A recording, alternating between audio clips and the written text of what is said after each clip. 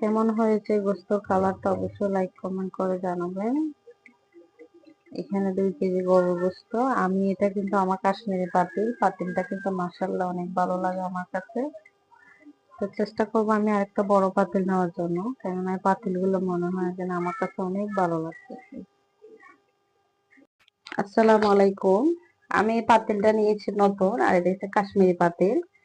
দেখেন, পাতিলটা কিন্তু আমার অনেক শখের পাতিল। আমি এটাতে আজকে রান্না করব গরুর গোস্ত প্রথম।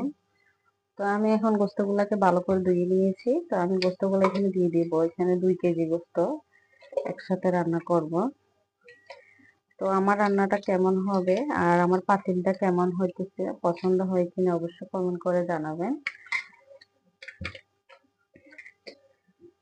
আমি গোস্তগুলো ভালো করে ধুয়ে নিয়েছি, কিন্তু এখানে বাটা পেঁয়াজ ব্যবহার করব না, সম্পূর্ণটা কোচানো পেঁয়াজ ব্যবহার করব। তা আমার যতটুকু লাগবে আমি সবটুকু পেঁয়াজ এখানে দিয়ে দিতেছি। 1 পাত থেকে বেশি হবে পেঁয়াজ।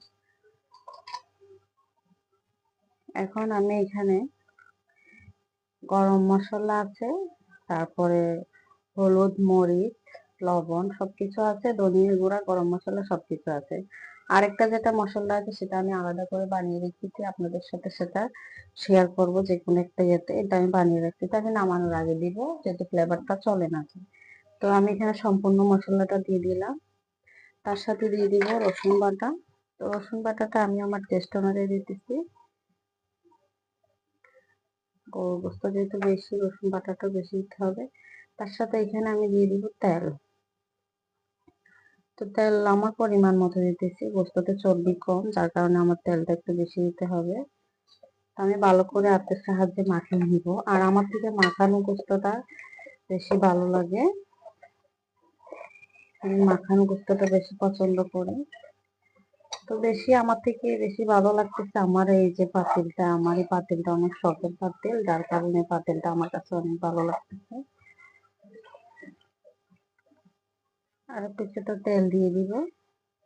আর আমি এখানে আবারও দিয়ে দিয়েছি ধনিয়ার গুঁড়া আর গরম মশলা।